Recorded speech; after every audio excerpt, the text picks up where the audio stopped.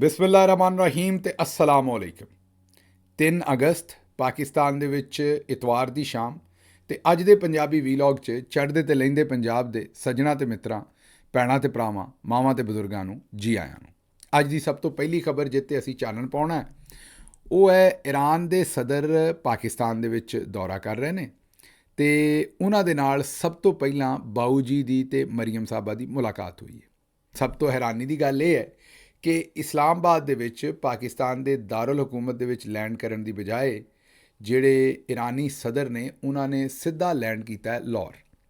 ਹਾਲਾਂਕਿ ਵਜ਼ੀਰ ਆਜ਼ਮ ਪਾਕਿਸਤਾਨ ਦੇ ਜ਼ਾਹਿਰ ਹੈ ਫਾਰਮ 47 ਦੇ ਹੀ ਭਾਵੇਂ ਉਹ ਇਸਲਾਮਾਬਾਦ ਸਨ ਔਰ ਹੈੱਡ ਆਫ ਸਟੇਟ ਆਉਂਦੇ ਵੀ ਇਸਲਾਮਾਬਾਦ ਹੀ ਨੇ, ਲੇਕਿਨ ਇਹ ਇੱਕ ਅਨੋਖਾ ਵਾਕਿਆ ਹੋਇਆ ਕਿ ਹੈੱਡ ਆਫ ਸਟੇਟ ਜਿਹੜੇ ਨੇ ਉਹ ਪਹਿਲਾਂ ਲਾਹੌਰ ਉਤਰੇ ਔਰ ਏਅਰਪੋਰਟ ਦੇ ਉੱਤੇ ਮਰੀਮ ਨਵਾਜ਼ ਸਾਹਿਬਾ ਨੇ ਉਹਨਾਂ ਦਾ ਇਸਤਕਬਾਲ ਕੀਤਾ। ਨਾਲ ਸਨ ਨਵਾਜ਼ ਸ਼ਰੀਫ ਸਾਹਿਬ, ਉਹਨਾਂ ਨਾਲ ਉੱਥੇ ਮੁਲਾਕਾਤ ਹੋਈ ਔਰ ਉੱਥੋਂ ਫਿਰ ਲਾਹੌਰ ਦੇ ਵਿੱਚ ਉਹ ਥੋੜ੍ਹਾ ਬਹੁਤ ਫਿਰੇ ਤੁਰੇ ਔਰ ਉਸ ਤੋਂ ਬਾਅਦ ਉੱਥੋਂ ਉਹਨਾਂ ਦੀ ਰਵਾਨਗੀ ਹੋਈ ਇਸਲਾਮਾਬਾਦ, ਜਿੱਥੇ ਉਹਨਾਂ ਨੇ ਆਪਣੀਆਂ ਦੂਸਰੀ ਮੀਟਿੰਗਸ ਕੀਤੀਆਂ।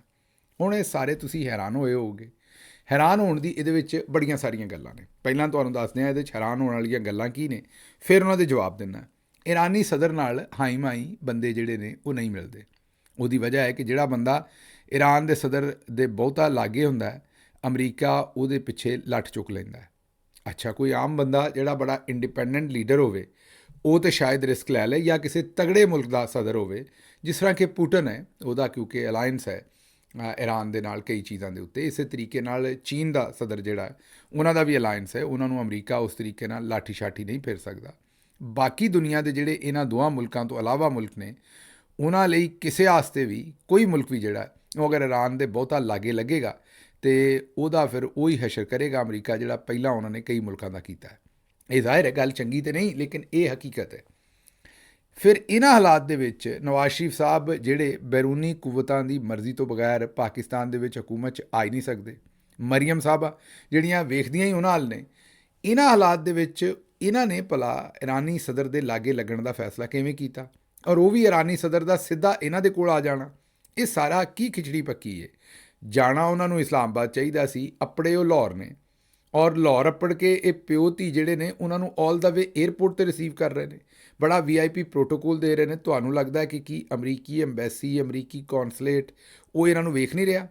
ਇਹ ਤਾਂ ਜ਼ਾਹਿਰ ਹੈ ਉਹਨਾਂ ਦੀ ਆਸ਼ੀਰਵਾਦ ਤੋਂ ਬਗੈਰ ਕੋਈ ਕੰਮ ਵੀ ਨਹੀਂ ਕਰਦੇ। ਇਹ ਤਾਂ ਨੇ ਉਹ ਚੀਜ਼ਾਂ ਜਿਹੜੀਆਂ ਸਵਾਲ ਚੁੱਕਦੀਆਂ ਨੇ ਆਪਣੇ ਥਾਂ 'ਤੇ। ਹੁਣ ਇਹਦਾ ਤੁਹਾਨੂੰ ਜਵਾਬ ਦਿੰਦੇ।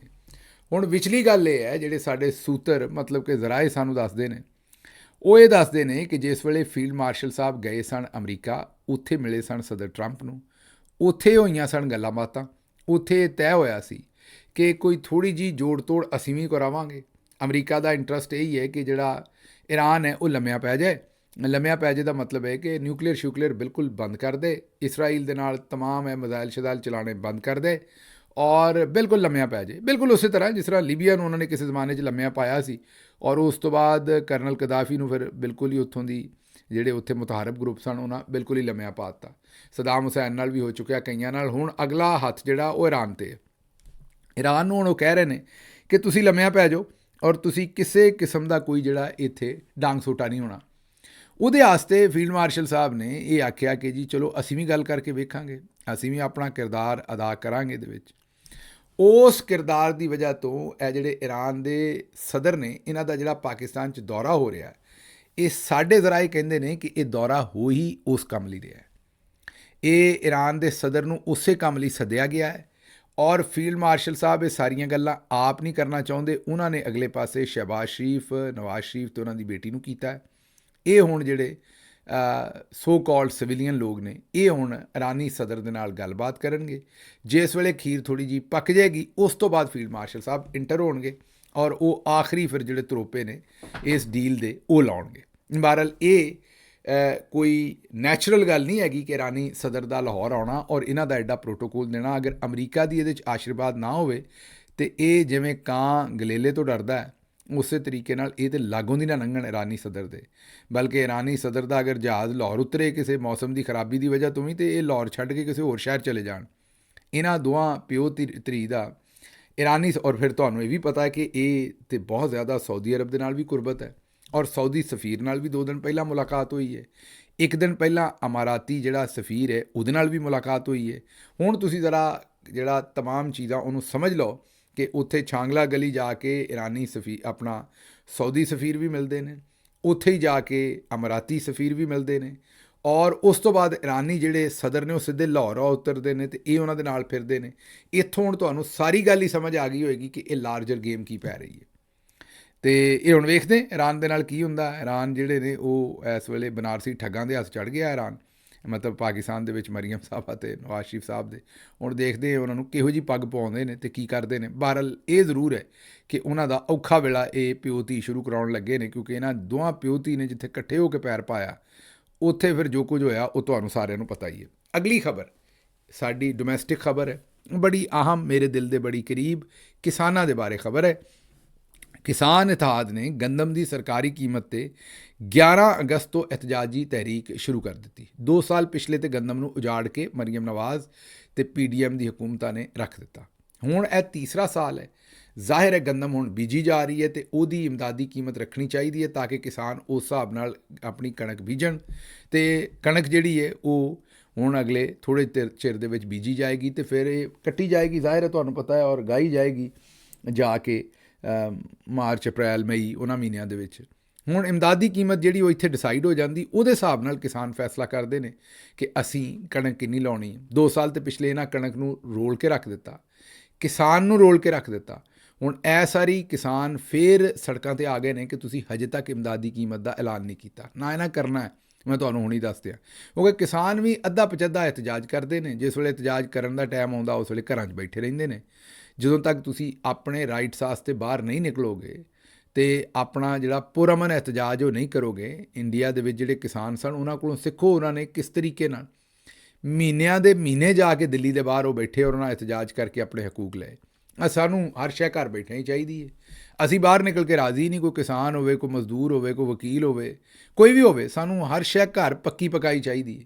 ਇਹ ਹੁਣ ਪੱਕੀ ਪਕਾਈ ਤਾਂ ਨਹੀਂ ਲੱਭ ਸਕਦੀ ਕਿਸਾਨਾਂ ਨਾਲ ਵੀ। ਇਹ ਦੂਸਰਾ ਸਾਲ ਹੈ। ਹੁਣ ਬਾਹਰ ਉਹਨਾਂ ਨੇ ਆਖਿਆ ਜੀ ਕਿ ਅਸੀਂ 11 ਅਗਸਤ ਨੂੰ ਕਸੂਰ 'ਚ ਅਤੇ 20 ਅਗਸਤ ਨੂੰ ਹੈਦਰਾਬਾਦ ਦੇ ਵਿੱਚ ਮੁਜ਼ਾਹਰਾ ਕਰਨਾ। ਕਰੋ, ਲੇਕਿਨ ਇਹਨਾਂ ਮੁਜ਼ਾਹਰਿਆਂ ਤੋਂ ਕੁਝ ਨਹੀਂ ਜੇ ਲੱਭਣਾ। ਮੈਂ ਹੁਣੇ ਦੱਸ ਦਿਆਂ ਤੁਹਾਨੂੰ, ਇਹ ਮਾਜ਼ਰਤ ਦੇ ਨਾਲ ਮੇਰੇ ਦੋਸਤੋ, ਮੇਰੇ ਭਰਾਓ, ਮੇਰੇ ਵੀਰੋ, ਇਹ 100 ਲਿੱਤਰ ਵੀ ਖਾਣੇ ਪੈਣੇ ਨੇ ਅਤੇ 100 ਪਿਆਜ਼ ਵੀ। ਅਗਰ ਬੰਦੇ ਦੇ ਪੁੱਤਰ ਬਣ ਕੇ ਇਕੱਠੇ ਹੋ ਕੇ ਦਬੰਗ ਤਰੀਕੇ ਨਾਲ ਨਿਕਲੋਗੇ, ਆਪਣੇ ਰਾਈਟਸ ਮੰਗੋਗੇ, ਫਿਰ ਲੱਭਣੇ ਨੇ। ਇਸ ਤਰ੍ਹਾਂ 2-2, 4-4, 10-10, 20-20, 30-30 ਬੰਦੇ ਨਿਕਲੋਗੇ ਅਤੇ ਬਸ ਫਿਰ ਪਿਆਜ਼ ਹੀ ਖਾਓ, ਨਾਲ ਬੋਰੀ ਪਿਆਜ਼ਾਂ ਦੀ ਵੀ ਖਾਓ ਅਤੇ ਨਾਲ ਬੋਰੀ ਲਿੱਤਰਾਂ ਦੀ ਵੀ ਖਾਓ। ਅੱਛਾ ਜੀ, ਅਗਲੀ ਖਬਰ ਇਸ ਤੋਂ ਵੀ ਜਾਨਦਾਰ ਹੈ। ਇਸਲਾਮਾਬਾਦ ਦੀਆਂ ਦੀਵਾਰਾਂ ਦੇ ਉੱਤੇ ਵਾਲ ਚੌਕਿੰਗ ਸ਼ੁਰੂ ਹੋ ਗਈ ਹੈ ਔਰ ਵਾਲ ਚੌਕਿੰਗ ਗੈਬੀ ਹੱਥ ਕਰਦੇ ਨੇ, ਹੱਥਾਂ ਦੀ ਵੀਡੀਓ ਆਉਂਦੀ ਹੈ, ਬੰਦੇ ਦੀ ਵੀਡੀਓ ਨਹੀਂ ਆਉਂਦੀ। ਇਹ ਬੜਾ ਸਿਆਣਾ ਕੰਮ ਹੈ ਕਿਉਂਕਿ ਬੰਦੇ ਦੀ ਵੀਡੀਓ ਬਣ ਗਈ ਤੇ ਇਹਨਾਂ ਚੁੱਕ ਲੈਣਾ। ਇਮਰਾਨ ਖਾਨ ਨੂੰ ਅਵਾਮੀ ਫੀਲਡ ਮਾਰਸ਼ਲ ਦਾ ਲਕਬ ਦਿੱਤਾ ਗਿਆ ਹੈ ਅਤੇ ਉਹਨੂੰ ਅਵਾਮੀ ਫੀਲਡ ਮਾਰਸ਼ਲ ਪੂਰੇ ਇਸਲਾਮਾਬਾਦ ਦੇ ਵਿੱਚ ਜਿਹੜਾ ਉਹ ਪੇਂਟ ਕਰ ਦਿੱਤਾ ਗਿਆ ਹੈ ਜਗ੍ਹਾ ਜਗ੍ਹਾ ਦੇ ਉੱਤੇ। ਇਹ ਬੜਾ ਜ਼ਬਰਦਸਤ ਕੰਮ ਹੈ। ਲਾਹੌਰ ਵਾਲਿਆਂ ਨੂੰ ਵੀ ਚੁੱਕਣਾ ਚਾਹੀਦਾ ਹੈ ਕੰਮ, ਕੋਇਟੇ ਵਾਲਿਆਂ ਨੂੰ ਵੀ, ਕਰਾਚੀ ਵਾਲਿਆਂ ਨੂੰ ਵੀ, ਪਸ਼ਾਵਰ ਵਾਲਿਆਂ ਨੂੰ ਵੀ, ਹਰ ਥਾਂ 'ਤੇ ਜਿੱਥੇ ਤੁਸੀਂ ਇਹ ਲਾ ਸਕਦੇ ਹੋ ਕੰਮ ਉੱਥੇ ਲਾਓ। ਅਤੇ ਕਿਉਂਕਿ ਜਦੋਂ ਤੁਸੀਂ ਉਹ ਛਾਪਦੇ ਹੋ ਸਟਿੱਕਰ ਵਗੈਰਾ ਤਾਂ ਉਹ ਪ੍ਰੈਸ ਵਾਲਿਆਂ ਨੂੰ ਚੁੱਕ ਲੈਂਦੇ ਨੇ। ਇੱਥੇ ਤਾਂ ਕਿਸੇ ਨੂੰ ਨਹੀਂ ਚੁੱਕ ਸਕਦੇ। ਇੱਥੇ ਤੁਸੀਂ ਉਹ ਅਵਾਮੀ ਵਜ਼ੀਰ ਆਜ਼ਮ ਦਾ ਇੱਕ ਜਿਹੜੀ ਡਾਈ ਲੈਣੀ ਹੈ ਔਰ ਉਹਦੇ ਉੱਤੇ ਪੇਂਟ ਮਾਰਨਾ ਹੈ ਅਤੇ ਉਹ ਛਪੀ ਜਾਣਾ ਹਰ ਥਾਂ 'ਤੇ। ਇਹ ਜ਼ਬਰਦਸਤ ਕੰਮ ਹੈ, ਇਹ ਕਰੋ ਤਾਂ ਕਿ ਹਰ ਥਾਂ 'ਤੇ ਇਮਰਾਨ ਖਾਨ ਦਾ ਨਾਮ ਮਿਟਾਉਣਾ ਚਾਹੁੰਦੇ ਸਨ ਫੀਲਡ ਮਾਰਸ਼ਲ ਸਾਹਿਬ, ਲੋਕਾਂ ਨੇ ਅਵਾਮੀ ਫੀਲਡ ਮਾਰਸ਼ਲ ਲਿਖਣਾ ਸ਼ੁਰੂ ਕਰ ਦਿੱਤਾ। ਅਸਕਰੀ ਫੀਲਡ ਮਾਰਸ਼ਲ ਤੇ ਉਹ ਬਣੇ ਖਲੋਤੇ ਨੇ ਆਪੇ ਹੀ। ਇੱਥੇ ਇਮਰਾਨ ਖਾਨ ਆਪ ਨਹੀਂ ਬਣੇ ਖਲੋਤੇ, ਇੱਥੇ ਅਵਾਮ ਇਮਰਾਨ ਖਾਨ ਦੇ ਨਾਂ ਲਿਖਦੀ ਫਿਰਦੀ ਹੈ। ਮਤਲਬ ਉਹਨਾਂ ਨੇ ਤਾਂ ਆਪਣਾ ਨਾਂ ਆਪ ਲਿਖਿਆ ਹੈ ਨਾ, ਇੱਥੇ ਅਵਾਮ ਇਮਰਾਨ ਖਾਨ ਦਾ ਨਾਂ ਲਿਖਦੀ ਫਿਰਦੀ ਹੈ, ਮਤਲਬ ਕਿ ਅਵਾਮੀ ਫੀਲਡ ਮਾਰਸ਼ਲ ਉਹਨਾਂ ਨੂੰ ਕਹਿ ਰਹੀ ਹੈ। ਇਹ ਬੜੀ ਹੀ ਜ਼ਬਰਦਸਤ ਗੱਲ ਹੈ ਔਰ ਮੈਂ ਕਹਾਂਗਾ ਕਿ ਇਹਦੇ ਨਾਲ ਥੋੜ੍ਹੀ ਤਰਥੱਲੀ ਮੱਚੇਗੀ। ਇਹ ਜਿਹੜਾ ਇਹਦੇ 'ਚ ਹਿੱਸਾ ਪਾ ਸਕਦਾ ਆਪਣਾ ਜ਼ਰੂਰ ਪਾਓ, ਮਿਹਰਬਾਨੀ ਕਰਕੇ। ਅੱਗੇ ਚੱਲਦੇ ਹਾਂ ਜੀ। ਅਗਲੀ ਖਬਰ ਇਹ ਹੈ ਕਿ ਸਰਕਾਰੀ ਹਾਜ਼ਰ ਸਾਹਿਬਾ ਉਹਨਾਂ ਨੇ ਜਿਹੜੀ ਅਪੋਜੀਸ਼ਨ ਦੀ ਜਿਹੜੀ ਸਿਟਿੰਗ ਹੋਈ ਉਹਦੇ ਵਿੱਚ ਉਹਨਾਂ ਤਕਰੀਰ ਕੀਤੀ। ਉਹਨਾਂ ਕਿਹਾ ਕਿ ਹਮ ਪਾਕਿਸਤਾਨ ਕੀ ਇਸਟੈਬਲਿਸ਼ਮੈਂਟ ਔਰ ਮੁਕਤਦਰਾ ਵੀ ਇਸਟੈਬਲਿਸ਼ਮੈਂਟ ਨੂੰ ਹੀ ਉਰਦੂ 'ਚ ਮੁਕਤਦਰਾ ਕਹਿੰਦੇ ਨੇ, ਅੰਗਰੇਜ਼ੀ 'ਚ ਇਸਟੈਬਲਿਸ਼ਮੈਂਟ। ਇਹ ਪਤਾ ਨਹੀਂ ਸਰਕਾਰੀ ਹਾਜ਼ਰ ਨੇ ਅੰਗਰੇਜ਼ੀ ਔਰ ਉਰਦੂ 'ਚ ਇੱਕੋ ਹੀ ਲਫ਼ਜ਼ ਕਹਿ ਦਿੱਤਾ। ਚਲੋ ਪਟਵਾਰੀਆਂ ਨਾਲ ਗੱਲਬਾਤ ਕਰ ਰਹੇ ਹੋਣਗੇ ਕਿਉਂਕਿ ਉਹਨਾਂ ਨੂੰ ਸਾਰੇ ਪਟਵਾਰੀ ਲੱਗਦੇ ਨੇ। मुक़्तदरा को चैलेंज करते हैं और करते रहेंगे, मगर सियासी जमातों को भी देखना होगा इनका किरदार किहो जिहा है। आइन एक किताब बन जाए और हर कोई अपने हिसाब नाल इहनूं मरोड़ ले। ਇਹ ਪਹਿਲਾਂ ਤਾਂ ਮੈਨੂੰ ਆਲ ਪਾਰਟੀਜ਼ ਕਾਨਫਰੰਸ ਦੀ ਸਮਝ ਨਹੀਂ ਕਿ ਉਹਨਾਂ ਨੇ ਇਹਨਾਂ ਨੂੰ ਸੱਦ ਕੇ ਤਕਰੀਰਾਂ ਕਿਉਂ ਕਰਵਾਈਆਂ ਨੇ। ਮਤਲਬ ਆਸਮਾ ਸ਼ਰਾਜ਼ੀ ਸਾਹਿਬਾਂ ਨੂੰ ਸਾਰਿਆਂ ਨੂੰ ਪਤਾ ਕਿ ਇਹ ਟਾਊਟਗਿਰੀ ਕਰਦੀਆਂ ਨੇ, ਔਰ ਉਹ ਵੀ ਨੂਨ ਲੀਗ ਦੀ ਰੱਜ ਕੇ, ਤੇ ਨਾਲ ਇਸ ਵੇਲੇ ਆਰਮੀ ਦੀ ਵੀ ਜਰਨੈਲੀ ਟਾਊਟ ਵੀ ਨੇ।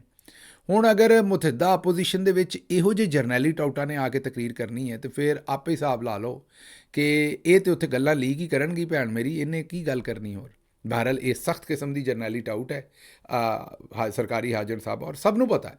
ਔਰ ਸ਼ਰੀਫ ਖਾਨਦਾਨ ਦੇ ਤੇ ਘਰ ਦੀ ਇੱਕ ਖਾਤੂਨ ਹੈ, ਮਤਲਬ ਕਿ ਉਹਨਾਂ ਨਾਲ ਤੇ ਇਹਨਾਂ ਦਾ ਤਾਵਨ ਇਸ ਕਦਰ ਹੈ ਕਿ ਛੱਡ ਹੀ ਗੱਲਾਂ ਦਿਓ। ਬੁਸ਼ਰਾ ਬੀਬੀ ਦੇ ਉੱਤੇ ਗਲਾਜ਼ਤ ਨਾਲ ਭਰੇ ਹੋਏ ਆਰਟੀਕਲ ਲਿਖਦੇ ਰਹੇ ਨੇ ਮਾਜ਼ੀ ਦੇ ਵਿੱਚ, ਇਮਰਾਨ ਖਾਨ ਦੇ ਉੱਤੇ ਵੀ, ਤੇ ਇਹਨਾਂ ਦੀ ਜਿਹੜੀ ਸਹਾਫਤ ਹੈ ਉਹ ਸਾਰਿਆਂ ਦੇ ਸਾਹਮਣੇ ਹੈ। ਲੇਕਿਨ ਬਹਰਹਾਲ ਇਹ ਵੀ ਇੱਕ ਰਿਵਾਜ ਹੈ ਪਾਕਿਸਤਾਨ ਦੇ ਵਿੱਚ, ਮੇਰਾ ਖਿਆਲ ਹੈ ਜਿਵੇਂ ਸਬਜ਼ੀ ਦੇ ਵਿੱਚ ਮਸਾਲੇ ਪਾਈਦੇ ਨੇ ਪੂਰੇ, ਤੇ ਮੇਰਾ ਖਿਆਲ ਹੈ ਕਿ ਅਪੋਜੀਸ਼ਨ ਜਮਾਤਾਂ ਨੂੰ ਵੀ ਜਦੋਂ ਤੱਕ ਸਕੂਨ ਨਹੀਂ ਆਉਂਦਾ, ਜਦੋਂ ਤੱਕ ਉਹ ਸਾਰੇ ਕਿਸਮ ਦੇ ਮਸਾਲੇ ਨਹੀਂ ਪਾ ਲੈਂਦੇ, ਉਹਦੀ ਵਜ੍ਹਾ ਤੋਂ ਫਿਰ ਸ਼ਾਇਦ ਟਾਊਟ ਵੀ ਸੱਦਦੇ ਨੇ, ਉਹਨਾਂ ਨੂੰ ਵੀ ਸੱਦਦੇ ਨੇ। ਬਹਰਹਾਲ ਮੇਰੀ ਸਮਝ ਤੋਂ ਬਾਹਰ ਹੈ ਕਿ ਇਹਨਾਂ ਨੂੰ ਕਿਉਂ ਸੱਦਿਆ ਗਿਆ। ਅੱਛਾ ਜੀ, ਅਗਲੀ ਖਬਰ ਜਿਹੜੀ ਹੈ ਉਹ ਕਾਸ਼ਿਫ ਅਬਾਸੀ ਸਾਹਿਬ ਦੇ ਬਾਰੇ ਕਰਦੇ, ਔਰ ਉਹ ਖਬਰ ਇਹ ਹੈ ਕਿ ਉਹਨਾਂ ਨੇ ਆਖਿਆ ਹੈ ਕਿ ਕਿਸੇ ਵੀ ਸਰਕਾਰੀ ਹਕੂਮਤ ਦੀ ਪਹਿਲੀ ਤਲਵਾਰ ਮੀਡੀਆ 'ਤੇ ਡਿੱਗਦੀ ਹੈ। ਇਹ ਦਰੁਸਤ ਗੱਲ ਨਹੀਂ ਹੈ ਕਾਸ਼ਿਫ ਸਾਹਿਬ, ਮੈਂ ਮਾਜ਼ਰਤ ਚਾਹੁੰਦਾ। ਉਹਦੀ ਵਜ੍ਹਾ ਇਹ ਹੈ ਕਿ ਸਾਡੇ ਦੌਰੇ ਹਕੂਮਤ 'ਚ ਕੀ ਤੁਹਾਡਾ ਪ੍ਰੋਗਰਾਮ ਕਦੀ ਬੰਦ ਹੋਇਆ ਸੀ? ਮੈਂ ਇਹ ਨਹੀਂ ਕਹਿੰਦਾ ਸਾਡਾ ਦੌਰੇ ਹਕੂਮਤ ਬਿਲਕੁਲ ਗੋਲਡਨ ਸੀ, ਉਹਦੇ ਵਿੱਚ ਜਨਰਲ ਬਾਜਵਾ, ਏਜੰਸੀਆਂ ਦਾ, ਜਨਰਲ ਫੈਜ਼, ਉਹਨਾਂ ਦੀ ਇਨਵੋਲਵਮੈਂਟ ਹੋਏਗੀ, ਚੀਜ਼ਾਂ 'ਚ ਕਰਦੇ ਸਨ ਉਹ ਪਾਕਿਸਤਾਨ ਦੇ ਵਿੱਚ 70 ਸਾਲਾਂ 'ਚ ਕਿਦੋਂ ਹਟੇ ਨੇ। ਲੇਕਿਨ ਇਹ ਵਾਲੇ ਕੰਮ ਤਾਂ ਨਹੀਂ ਸੀ ਨਾ ਕਿ ਜਰਨਲਿਸਟਾਂ ਨੂੰ ਜਾਨੋਂ ਹੀ ਮਾਰ ਦਿੱਤਾ ਸਭ ਕੁਝ, ਤੇ ਤੁਸੀਂ ਬਰਾਬਰ ਹੀ ਕਰ ਦਿੱਤਾ ਕਿ ਹਰ ਦੌਰ 'ਚ ਹੀ ਇੰਝ ਹੁੰਦਾ ਹੈ। ਹੁਣ ਤੁਸੀਂ ਘਰ ਬੈਠੇ ਹੋਏ ਨੇ ਚਿਰ ਤੋਂ, ਤੇ ਚਲੋ ARY ਨੇ ਤੇ ਤੁਹਾਨੂੰ ਹਟਾਇਆ ਹੈ, ਲੇਕਿਨ ਕਿਸੇ ਹੋਰ ਫੋਰਮ 'ਤੇ ਤੁਹਾਨੂੰ ਗੱਲ ਕਰਨੀ ਚਾਹੀਦੀ ਹੈ ਆਪਣੀ, ਜਿਸ ਤਰ੍ਹਾਂ ਹੁਣ ਇੱਥੇ ਗੱਲ ਕਰ ਰਹੇ ਹੋ ਔਰ ਆ ਰਹੀ ਹੈ, ਇਸੇ ਤਰ੍ਹਾਂ YouTube 'ਤੇ ਕਰੋ ਜਾਂ ਕਿਸੇ ਹੋਰ ਜਗ੍ਹਾ 'ਤੇ ਗੱਲਬਾਤ ਤੁਹਾਨੂੰ ਕਰਨੀ ਚਾਹੀਦੀ। ਚੰਗੇ ਬੰਦੇ ਹੋ ਤੁਸੀਂ, ਤੁਹਾਡੀ ਗੱਲਬਾਤ ਲੋਕਾਂ ਤੱਕ ਪਹੁੰਚਣੀ ਚਾਹੀਦੀ। ਲੇਕਿਨ ਇਹ ਇੱਕੋ ਰੱਸੀ 'ਚ ਪਰੋ ਦੇਣਾ, ਇਹ ਵੀ ਮੇਰਾ ਖਿਆਲ ਦਰੁਸਤ ਨਹੀਂ ਹੈ। ਮੈਂ ਇਹ ਨਹੀਂ ਕਹਿੰਦਾ ਕਿ ਸਾਡਾ ਦੌਰ ਬਿਲਕੁਲ ਗੋਲਡਨ ਸੀ, ਨਹੀਂ, ਮੈਂ ਇਹ ਨਹੀਂ ਕਹਿ ਰਿਹਾ। ਮੈਂ ਪਹਿਲਾਂ ਵੀ ਤੁਹਾਨੂੰ ਕਿਹਾ ਵੀ ਉੱਥੇ ਵੀ ਕੋਈ ਜ਼ਿਆਦਤੀਆਂ ਹੋਈਆਂ ਹੋਣਗੀਆਂ, ਲੇਕਿਨ ਆਇਆ ਰਿਸਪੌਂਸ ਇਹ ਸੀ ਜਾਂ ਹਾਲਾਤ ਇਹ ਸਨ ਜਿਹੜੇ ਹੈ ਨੇ। ਹੁਣ ਕਤਲ ਔਰ ਕੋਈ ਬੰਦਾ ਕਤਲ ਕਰਦੇ ਤੇ ਕੋਈ ਗਮਲਾ ਭੰਨਦਾ ਹੈ ਛੋਟਾ ਜਿਹਾ, ਤੇ ਉਹ ਦੋਵਾਂ ਨੂੰ ਬਰਾਬਰ ਕਰਾਰ ਦੇ ਦੇਣਾ, ਇਹ ਵੀ ਤਾਂ ਕੋਈ ਇਨਸਾਫ ਦੀ ਗੱਲ ਨਹੀਂ। ਅੱਛਾ ਜੀ, ਅਗਲੀ ਖਬਰ ਬੜੀ ਖਤਰਨਾਕ ਹੈ। ਇਹ ਮੁਹੰਮਦ ਉਮੈਰ ਸਾਹਿਬ ਨੇ ਖਬਰ ਦਿੱਤੀ ਹੈ, ਮੁੰਡੇ ਨੇ ਕੁੜੀ ਨਾਲ ਦੋਸਤੀ ਕੀਤੀ, ਉਸ ਤੋਂ ਬਾਅਦ ਉਹਦੇ ਵਾਸਤੇ ਤੋਹਫਾ ਖਰੀਦਿਆ। ਤੋਹਫਾ ਖਰੀਦ ਕੇ ਮੁੰਡਾ ਉਹਨੂੰ ਉਹਦੇ ਘਰ ਮਿਲਣ ਗਿਆ, ਜਿੱਥੇ ਵੀ ਮੁਲਾਕਾਤ ਦਾ ਟਾਈਮ ਸੈੱਟ ਸੀ। ਉੱਥੇ ਅੱਗੇ ਮੁਲਜ਼ਮਾਨ ਬੈਠੇ ਸਨ। ਮੁਲਜ਼ਮਾਨ ਨੇ ਅਸਲੇ ਦੇ ਜ਼ੋਰ 'ਤੇ ਮੁੰਡੇ ਨਾਲ ਜ਼ਿਆਦਤੀ ਕਰ ਛੱਡੀ। ਮੁੰਡੇ ਦੀ ਕੁੜੀ ਨਾਲ ਦੋਸਤੀ ਹੋਈ, ਉਹ ਕੁੜੀ ਨਾਲ ਫੋਨ 'ਤੇ ਗੱਲ ਕਰਦਾ ਰਿਹਾ। ਉਸ ਤੋਂ ਬਾਅਦ ਟਾਈਮ ਸੈੱਟ ਹੋਇਆ, ਤੋਹਫਾ ਖਰੀਦਿਆ, ਕੁੜੀ ਨੂੰ ਮਿਲਣ ਗਿਆ। ਅੱਗੇ ਕੁਝ ਹੋਰ ਬੰਦੇ ਬੈਠੇ ਸਨ, ਉਹਨਾਂ ਨੇ ਅਸਲੇ ਦੇ ਜ਼ੋਰ 'ਤੇ ਉਸੇ ਮੁੰਡੇ ਨਾਲ ਜਿਨਸੀ ਜ਼ਿਆਦਤੀ ਕਰ ਛੱਡੀ, ਔਰ ਉਹਦੇ ਕੋਲੋਂ ਜਿਹੜਾ ਕੁੜੀ ਵਾਸਤੇ ਤੋਹਫਾ ਲਿਆ ਸੀ ਉਹ ਵੀ ਖੋਹ ਲਿਆ। ਇਹ ਹੁਣ ਪਤਾ ਨਹੀਂ ਕਿਹੋ ਜਿਹੇ ਜਰਾਇਮ ਹੋ ਰਹੇ ਨੇ, ਤੇ ਇਹ ਕਿਸ ਤਰ੍ਹਾਂ ਕੀਤਾ ਗਿਆ, ਕਿ ਕੋਈ ਮੁੰਡਾ ਬਣਿਆ ਸੀ ਕੁੜੀ ਜਿਹੜਾ ਗੱਲ ਕਰਦਾ ਰਿਹਾ, ਕਿਸ ਤਰ੍ਹਾਂ ਇਸ ਵਿਚਾਰੇ ਨੂੰ ਫਸਾਇਆ, ਇਹਦੇ ਨਾਲ ਕਿਸ ਤਰ੍ਹਾਂ ਇਹ ਸਾਰੀ ਕਾਰਵਾਈ ਕੀਤੀ, ਇਹ ਮੇਰੀ ਸਮਝ ਤੋਂ ਬਾਹਰ ਹੈ। ਬਹਰਹਾਲ ਮੁਹੰਮਦ ਉਮੈਰ ਸਾਹਿਬ ਨੇ ਸਟੋਰੀ ਦਿੱਤੀ ਹੈ। ਇੱਥੋਂ ਮੈਂ ਇਹੀ ਕਹਾਂਗਾ ਸਾਰਿਆਂ ਨੂੰ ਕਿ ਬਈ ਜਿੱਥੇ ਵੀ ਜਾਣਾ ਹਿਸਾਬ ਕਿਤਾਬ ਲਾ ਕੇ, ਜਦੋਂ ਤੱਕ ਤੁਸੀਂ ਆਪਣਾ ਜਾਣਦੇ ਨਹੀਂ ਕਿਸੇ ਨੂੰ, ਮਾਂ ਪਿਓ ਨੂੰ ਹੀ ਆਪਣੇ ਬੱਚਿਆਂ ਨੂੰ ਸਮਝਾਉਣਾ ਚਾਹੀਦਾ ਹੈ। ਅਤੇ ਇਹ ਜਿਹੜੀ ਅੱਜ ਕੱਲ੍ਹ ਸਿਸਟਮ ਹੈ ਮੀਡੀਆ ਔਰ ਸੋਸ਼ਲ ਮੀਡੀਆ ਦਾ, ਇਹਦੇ ਵਿੱਚ ਤੁਹਾਨੂੰ ਅਵੇਅਰਨੈਸ ਆਉਣੀ ਚਾਹੀਦੀ ਹੈ ਇਹਨਾਂ ਸਾਰੀਆਂ ਚੀਜ਼ਾਂ ਦੀ। ਹਜੇ ਵੀ ਅਗਰ ਨਹੀਂ ਤਾਂ ਇਹਦੇ 'ਚ ਮੈਂ ਕਹਾਂਗਾ ਕਿ ਇਹਨਾਂ ਬੱਚਿਆਂ ਨੂੰ ਜ਼ਰੂਰ ਇਹ ਅਵੇਅਰਨੈਸ ਦਿਓ।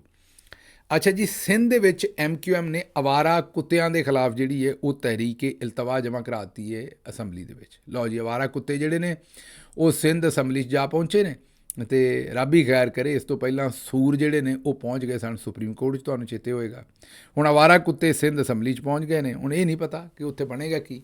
ਬਹਰਹਾਲ ਅਗਰ ਅਵਾਰਾ ਕੁੱਤਿਆਂ ਦੇ ਉੱਤੇ ਪਾਬੰਦੀ ਲੱਗ ਗਈ ਜਾਂ ਉਹਨਾਂ ਨੂੰ ਮਾਰਨ ਦੀ ਸਕੀਮ ਹੋ ਗਈ, ਤਾਂ ਫਿਰ ਸਿੰਧ ਤੇ ਖਾਲੀ ਹੋ ਜਾਏਗਾ ਅਵਾਰਾ ਕੁੱਤਿਆਂ ਤੋਂ। ਮੇਰੇ ਕਹਿਣ ਦਾ ਮਤਲਬ ਹੈ, ਹੋਰ ਨਾ ਕਿਸੇ ਪਾਸੇ ਤੁਸੀਂ ਸਮਝ ਲੈਣਾ। ਬਹਰਹਾਲ ਇਹ ਇੰਟਰਸਟਿੰਗ ਗੱਲ ਹੈ ਕਿ ਪਾਕਿਸਤਾਨ 'ਚ ਜਿਹੜੇ ਅਵਾਰਾ ਕੁੱਤੇ ਨੇ ਉਹਨਾਂ ਲਈ ਵੀ ਅਸੈਂਬਲੀ 'ਚ ਪਹਿਲਾਂ ਤਹਿਰੀਕ ਆਉਂਦੀ ਹੈ, ਫਿਰ ਕੋਈ ਕੰਮ ਹੁੰਦਾ। ਜ਼ਰਾ ਪ੍ਰਾਇਓਰਿਟੀਜ਼ ਔਰ ਜਿਹੜੀ ਤੁਸੀਂ ਇਹ ਕਹੋ ਕਿ ਜਿਹੜੀ ਸੀਰੀਅਸਨੈਸ ਹੈ ਅਸੈਂਬਲੀ ਨੂੰ, ਕਿੰਨੀਆਂ ਸੀਰੀਅਸ, ਕਿੰਨੀ ਰਿਸਪੈਕਟ ਦਿੰਦੇ ਨੇ, ਉਹ ਇੱਥੋਂ ਵੇਖ ਲਓ।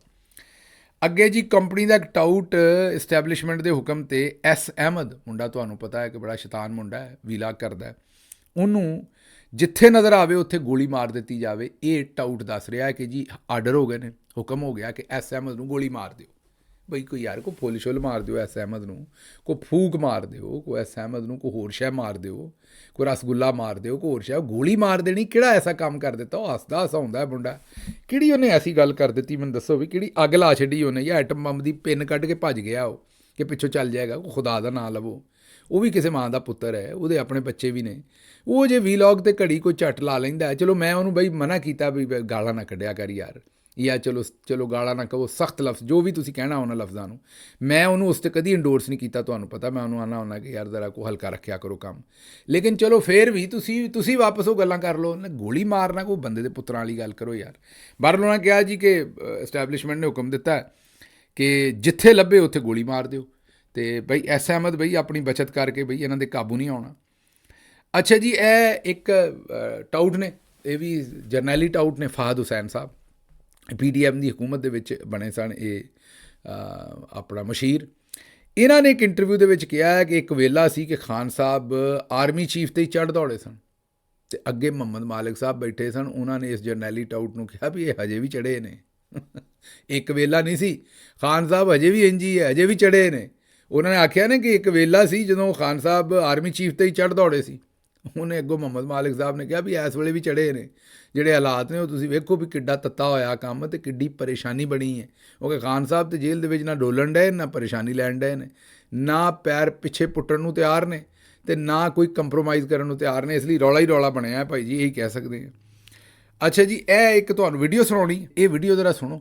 ਇਹ ਹੋ ਸਕਦਾ ਹੈ ਅਸਲ ਹੋਵੇ ਔਰ ਹੋ ਸਕਦਾ ਹੈ ਕਿਸੇ ਨੇ ਜਾਣਬੁੱਝ ਕੇ, ਅੱਜ ਕੱਲ੍ਹ ਤੁਹਾਨੂੰ ਪਤਾ ਹੈ ਕਿ ਕੰਟੈਂਟ ਬਣਾਉਣ ਵਾਸਤੇ ਟਿਕਟੌਕ ਦੇ ਉੱਤੇ ਖੁਦ ਵੀ ਲੋਕ ਬਣਾ ਦਿੰਦੇ ਨੇ। ਲੇਕਿਨ ਇਹਦੇ ਵਿੱਚ ਇੱਕ ਅੱਧੀ ਗੱਲ ਤੋਂ ਇਲਾਵਾ, ਮੈਨੂੰ ਇਹ ਵਾਲ ਕੱਟਣ ਵਾਲੀ ਗੱਲ ਤੋਂ ਇਲਾਵਾ, ਤੁਸੀਂ ਪੇਰੈਂਟ ਦੇ ਤੌਰ 'ਤੇ ਮੈਨੂੰ ਦੱਸਣਾ ਵੀ ਇਹ ਗੱਲ ਕਿੰਨੀ ਠੀਕ ਹੈ। ਬਾਕੀ ਗੱਲਾਂ ਤਾਂ ਠੀਕ ਨੇ। ਮਸਲੇ ਇਸ ਵੀਡੀਓ 'ਚ ਇਹ ਹੈ ਕਿ ਸਕੂਲ ਵਾਲੇ ਕਹਿੰਦੇ ਨੇ ਬੈਗ ਵੀ ਸਾਡੇ ਕੋਲ ਲੈਣਾ, ਯੂਨੀਫਾਰਮ ਵੀ ਸਾਡੇ ਕੋਲ ਲੈਣਾ, ਬਸਤਾ ਵੀ ਬੱਚੇ ਦਾ ਸਾਡੇ ਕੋਲ ਲੈਣਾ। ਅਤੇ ਇਹ ਗੱਲਾਂ ਦੇ ਮੈਨੂੰ ਪਤਾ ਨੇ ਕਿ ਇਸੇ ਤਰ੍ਹਾਂ ਹੀ, ਕਿਉਂਕਿ ਪੈਸੇ ਬਣਾਉਂਦੇ ਨੇ, ਮਾਲ ਬਣਾਉਂਦੇ ਨੇ। ਉਹਦੀ ਵਜ੍ਹਾ ਹੈ ਕਿ ਯੂਨੀਫਾਰਮ ਅਗਰ ਉਹ ਸਕੂਲ ਵਾਲਿਆਂ ਨੂੰ ਬਾਹਰੋਂ ਲੈਟ ਸੇ 1000 ਰੁਪਏ ਦਾ ਮਿਲਦਾ, ਮੈਂ ਇੱਕ ਐਗਜ਼ਾਮਪਲ ਦੇ ਰਿਹਾ, ਅਤੇ ਉਹ 1000 ਦਾ ਬਾਹਰੋਂ ਖਰੀਦ ਲੈਂਦੇ ਨੇ। ਮਾਂ ਪਿਓ ਨੂੰ ਕਹਿੰਦੇ ਨੇ ਕਿ ਇਹ 1500 ਦਾ ਦੇਵਾਂਗੇ, 2000 ਦਾ ਦੇਵਾਂਗੇ, ਉਹਦੇ 'ਚੋਂ ਵੀ ਪੈਸੇ ਬਣਾਉਂਦੇ ਨੇ, ਜੁੱਤੀ 'ਚੋਂ ਵੀ ਪੈਸੇ ਬਣਾਉਂਦੇ ਨੇ, ਜਿਹੜੀ ਬਾਕੀ ਕਿਤਾਬਾਂ ਉਹਨਾਂ 'ਚੋਂ ਵੀ ਪੈਸੇ ਬਣਾਉਂਦੇ ਨੇ, ਹਰ ਚੀਜ਼ 'ਚੋਂ ਪੈਸੇ ਬਣਾਉਂਦੇ ਨੇ।